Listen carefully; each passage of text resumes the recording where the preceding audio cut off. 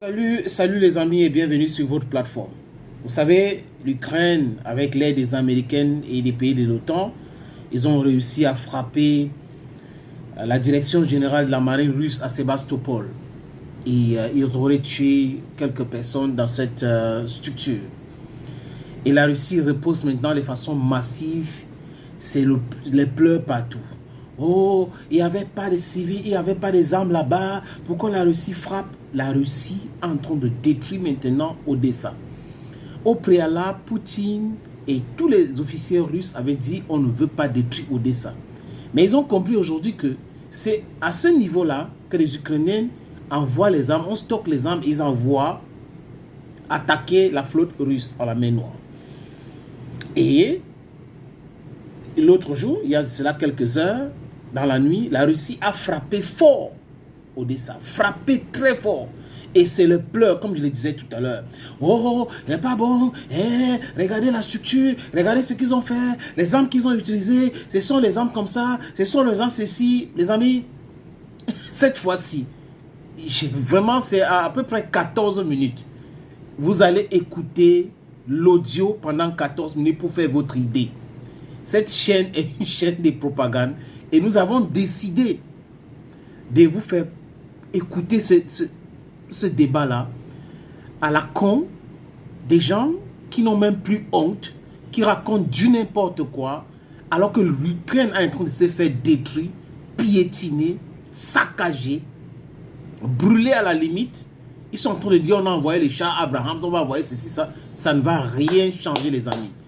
Comment comprendre que les gens jubilent quand on attaque la Russie ou la Crimée, mais quand on frappe, quand la Russie frappe fort, on commence à nuancer, oui, c'est vrai, il n'y avait pas... Donc, l'Ukraine fait comment pour attaquer donc Sébastopol, si l'Ukraine ne passe pas par Odessa?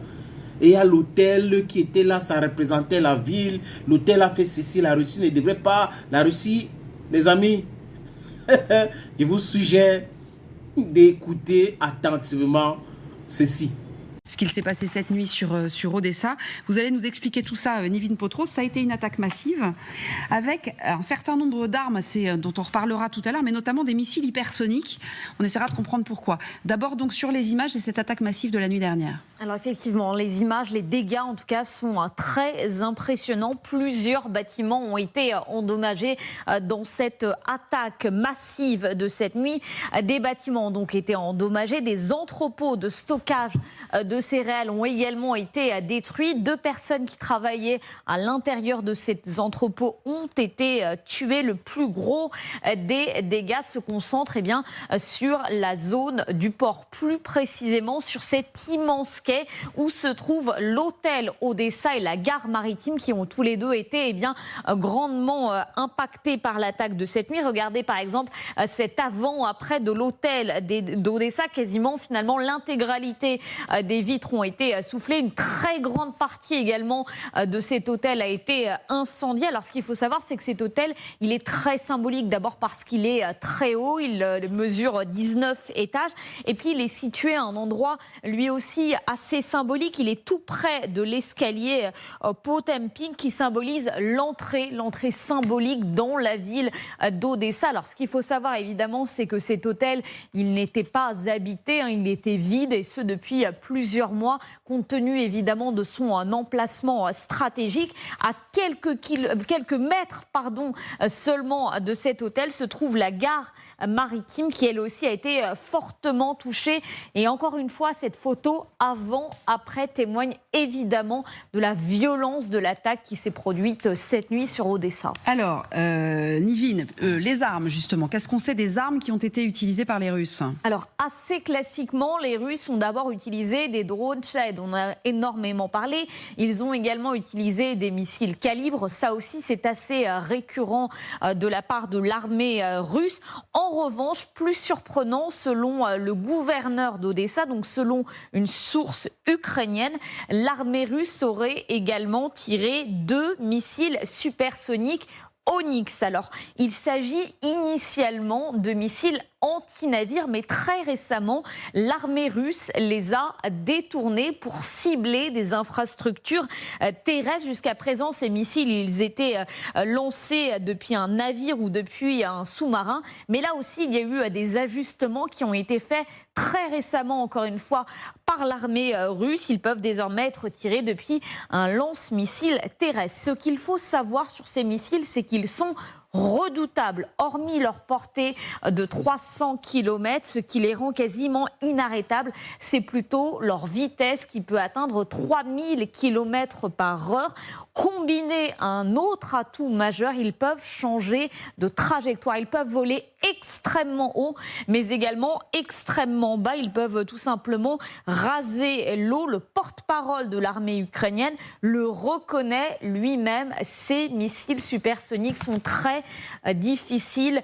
Il est très difficile de faire face à ce genre de missiles. Yuri Ignat qui rajoute également le fait que les Onyx ne soient pas très précis est une bonne chose, mais le fait qu'ils soient difficiles à abattre est une mauvaise chose. Alors selon lui, il y a 2 systèmes capables de les arrêter. Le système américain Patriot et le Mamba français. Le problème évidemment, c'est que l'Ukraine n'en dispose pas de suffisamment d'unités pour pouvoir protéger l'ensemble évidemment de son territoire terrestre, mais également l'ensemble donc de ses mers, de son ciel. Il faut savoir que ce n'est pas la première fois que ces missiles sont utilisés, puisque pas plus tard que lors du mois de juillet, ils avaient déjà pris pour cible le port d'Odessa. À l'époque, les autorités ukrainiennes avaient expliqué bien que c'était quasiment incapable de faire face à ce genre de missiles supersoniques. Merci beaucoup Nivine pour cette description très complète au sujet des missiles. On en reparle dans une seconde. Question simplement, puisque les Ukrainiens parlent, avec cette attaque de la nuit dernière, de tentatives pathétiques de représailles après ce qui s'est passé vendredi dernier, elle est calibrable en combien de temps cette opération? Est-ce qu'elle était prévue avant? Oui, mais le problème, c'est sur les coûts et la mise en place, parce que c'est une logistique, ce genre de truc. Vous savez que l'Onyx, là, il fait quand même 3 tonnes. C'est un engin qui fait quasiment 9 mètres de long, donc c'est un engin qui est consistant. Il peut tirer à partir de toute une série de lanceurs, donc comme ça vient d'être dit. Donc c'est un engin qui est multifonction. Le deuxième point, c'est contrairement à ce qui a été dit, c'est vrai que le Patriot peut le détruire uniquement quand il est en phase haute. Ah oui. Donc c'est le choix haut. En fait, il monte très haut, après il pique. Le deuxième point, c'est qu'il est comme le Scalp. Il va à 20 ou 30 mètres du sol, et puis alors là, le Patriot, il ne voit rien du tout. Rien, et aujourd'hui, on voit bien que les missiles qui servent à taper sur cette ville, alors ils ne sont pas précis. C'est pour ça qu'ils tapent dans une ville. Ils ne seraient pas capables peut-être de tirer sur un bâtiment comme l'ont fait les Ukrainiens vendredi. Donc ils ne sont pas précis, mais c'est vrai qu'ils en ont un certain nombre. Des engins qui sont déjà relativement récents, que des engins qui ont relativement anciens, qui ont une vingtaine d'années déjà. Donc ils ne sont pas assez précis. Mais n'empêche que quand vous avez des flottilles comme ça qui partent, c'est relativement impressionnant. Donc ils peuvent casser la ville, quoi. Oui, c'est ça, ils peuvent casser la ville. J'ai écouté ce que disait l'amiral Vichot ce matin. Il était invité chez Elisabeth Martichoux. On lui a posé la question, évidemment, au sujet de ces Onyx. Pour lui, ça montre quand même quelque chose sur les stocks d'armes russes. Écoutez. C'était la réponse bien sûr à l'attaque sur Sébastopol. Alors ils n'ont pas pu viser le quartier général ukrainien parce qu'il est certainement beaucoup mieux protégé et puis surtout ils ne savent pas où il est. Mais donc ils s'en sont pris à un immeuble civil symbolique dans le port et ils ont utilisé un missile anti-navire de surface, ce qui veut dire confirme. L'Onyx. Oui, le Nyx, mais c'est un missile anti-navire de surface. Il est très difficile à intercepter, mais surtout, ça montre qu'ils n'ont plus de missiles sol-sol, voire même de missiles mer-sol. Et ça rejoint ce qu'on sait aussi des forces russes, qui est que, quoi qu'ils en disent, ils ont quand même beaucoup de mal à remplacer les missiles de précision. Alors, est-ce que c'est un problème pour eux, Ulrich Bonnat, de ne pas avoir de missiles de précision? Ils ne sont pas complètement perturbés par le fait de ne pas faire des frappes précises, les Russes. Oui, alors déjà, il y a ça, effectivement. Ouais. On a du mal un petit peu à savoir pour ce qui est des stocks des missiles de croisière russes. Effectivement, oui, il est certain que la Russie en tire plus qu'elle n'est capable d'en produire, ça c'est une certitude.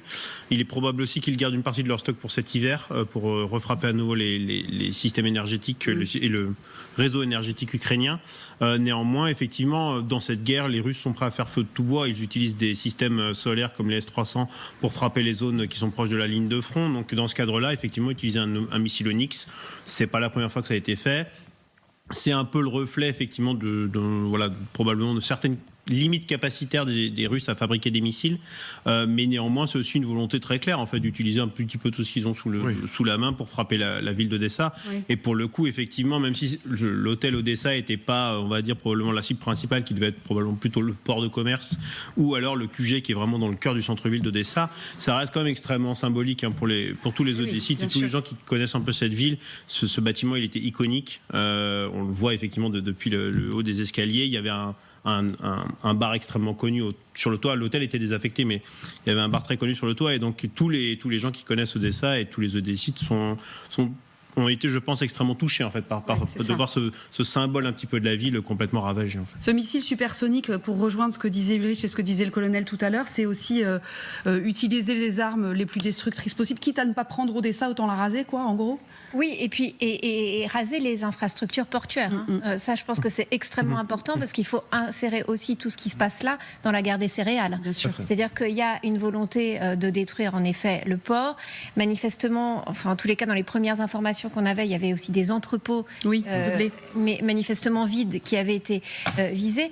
On voit bien que, d'ailleurs, c'est la suite de ce qu'on disait tout à l'heure sur la façon dont les Ukrainiens maintenant arrivent à défier les Russes dans la mer Noire, mais depuis maintenant plusieurs jours, il y a des bateaux, on en est je crois au 2e qui a pu quitter le littoral, alors un peu plus au sud d'Odessa, et rejoindre Istanbul. Donc en fait, les Ukrainiens arrivent, alors tant bien que mal, à faire sortir quand même leurs céréales, alors que Vladimir Poutine avait bien dit tout bateau qui sort est une cible pour nous. Et on voit bien qu'ils n'arrivent pas finalement à les détruire, que ces bateaux chargés de céréales sortent, ce qui est absolument capital pour les Ukrainiens qui ont besoin d'exporter leur récolte, qui ont un pays qui est détruit. Donc ils ont vraiment besoin des revenus aussi qu'apportent les céréales, l'acier qui sort, les minerais. Enfin, il y a beaucoup de choses qui peuvent sortir. Donc aller viser comme ça les infrastructures d'exportation d'Odessa et du littoral, c'est aussi un message et une tentative du Kremlin de stopper ces bateaux qui continuent à sortir tant bien que mal. Mais aussi bien que les Ukrainiens n'envahiront pas la Crimée grâce à la frappe sur le QG, les Russes ne prendront pas Odessa grâce à une frappe avec un missile supersonique. Non, mais en fait, Odessa n'est pas une cible militaire, puisque on l'a bien vu sur la carte, c'est très très loin derrière le front. Mais Odessa est le principal port d'exportation de céréales ukrainien, et donc c'est un poumon économique. Alors, pour l'instant, il est peu utilisé parce que vous savez que les Russes ont dénoncé l'accord négocié avec l'aide des Turcs et de l'ONU pour pouvoir faire sortir les bateaux de céréales ukrainiens sans se faire attaquer en mer Noire. Mais on sait qu'il y a des velléités régulières de remettre en place cette libre circulation. Et en plus, Magali le disait à l'instant, il y a des bateaux qui sortent quand même. Et donc, si tout ce qui permet d'abîmer ces infrastructures portuaires porte un coup sévère aux Ukrainiens. On voit d'ailleurs que les Russes ont attaqué aussi, ont envoyé des missiles encore plus à l'ouest sur le long de la frontière roumaine. C'était du Danube. Voilà, c'était le long du Danube, puisque le Danube sert lui aussi de canal d'exportation pour les céréales ukrainiennes. Oui, bien sûr. Et je dirais juste, j'ajouterais que c'est d'autant plus important pour eux d'essayer de taper ces infrastructures que, comme leur marine est en difficulté, le contrôle des bateaux en mer et leur éventuelle interception est de plus en plus difficile, vu que les Ukrainiens leur portent des coups sévères à la marine russe. Mais surtout que Odessa reprend une grande importance. Pourquoi ? Parce qu'on sait que les Polonais sont allergiques, si vous voulez, au transfert de céréales par le Danube. Donc là, il y a des tensions, et donc pour les Ukrainiens, c'est déterminant de pouvoir contrôler la mer Noire.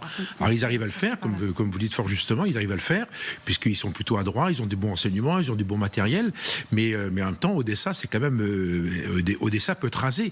Quand on voit ce que les Russes sont capables de faire dans les villes ukrainiennes, je veux dire, pour eux, c'est pas un problème. On l'a vu à Mariupol, c'était vraiment... C'est un peu plus grand. Mais enfin... J'ai une question quand même qui va peut-être vous sembler un peu naïve, mais puisque si effectivement ce chef de la marine russe, l'amiral dont on parlait tout à l'heure, est mort vendredi dernier dans une frappe avec une trentaine d'officiers qui sont peut-être son cabinet, qui sont peut-être des officiers supérieurs, on ne sait pas. les frappes du jour, là, il y en a un certain nombre qui sont partis de sous-marins. Qui commande? Ça veut dire qu'il a été remplacé immédiatement? Qui dit d'appuyer sur le bouton? Il y a toujours un adjoint qui est quelque part. Vous savez, dans l'armée, l'avantage, c'est que c'est une pyramide de chefs, comme disait Lyoté. Donc, dès que vous avez un chef qui part, il y a un chef dessous. Enfin, là, il y a toujours une pyramide de chefs. Donc, ça fonctionne. Là, il y a 30 chefs qui sont partis. Ça fait beaucoup, quand même. Non, mais c'est pas toujours au même endroit que ça se commande. À Moscou, il y a un état-major de la marine qui a vu. Il a été désigné instantanément. Un successeur a été désigné. Ça veut dire qu'il y a toujours les canaux de discussion, etc. Sa mort, elle est psychologique, elle est importante, tout ce qu'on voudra, mais elle n'est pas déterminante pour la mer Noire, bien évidemment. Et ça veut dire aussi que les infrastructures du bâtiment même du quartier général n'ont pas été complètement détruites. Parce qu'on a besoin aussi de ces infrastructures. Non, c'est pas très grave, parce qu'en fait, le sous-marin, s'il était en mer déjà, il a ses missiles armés, il y a une communication cryptée ou protégée entre Moscou sur le sous-marin, en disant voilà votre cible, le gars, il rentre les éléments dans la truc, ils ont lâché un missile. Vous savez, les missiles de croisière, comment dire, le sous-marin est en mer, il est sous l'eau. Donc, il y a une trappe qui s'ouvre, et vous avez un missile qui sort, et il va aller à 15-20 mètres au-dessus, ou 30 mètres au-dessus de l'eau, puis après, il va revenir au-dessus de l'eau, puis il va aller chercher sa cible. En plus, le problème de l'Onyx, c'est qu'il est rapide. Le champ du loup, voir le champ du loup. 3000, c'est le champ du loup. 3000 km/h quand même, je vous rappelle. Alors que le Scalp ne fait que 1000 km/h. Donc il est beaucoup plus véloce, si vous voulez, ça c'est la qualité russe, il est beaucoup plus véloce que les missiles européens. Et puis de toute façon, ces frappes, en fait, elles sont probablement coordonnées en fait, par le chef d'état-major directement de l'armée. En fait. On a des frappes de l'armée de l'air, enfin de la VKS, on a des frappes de la marine russe, on a aussi des missiles solaires qui partent. Donc en fait, il y a une vraie coordination. Donc il est probable que ce soit pris directement. Ces genres de directives sont probablement prises directement au QG en fait de l'armée russe.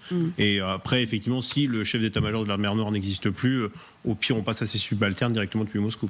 Mais ils doivent quand même être un peu désorganisés. On aimerait quand même être une petite souris. Cette frappe n'est pas la première. Il y a 2 semaines maintenant, tout un système d'écoute russe de très grand prix, d'ailleurs, plus d'1 milliard de dollars, disait-on, qui a été démantelé, détruit même par les Ukrainiens. Donc il doit y avoir quand même un effet d'accumulation. Il faut qu'on peut imaginer qu'au siège de l'état-major, il y a quelques câbles et connectiques qui partent en direction des différentes opérations, et que ça a été mis a priori hors de fonction vu l'importance de l'impact.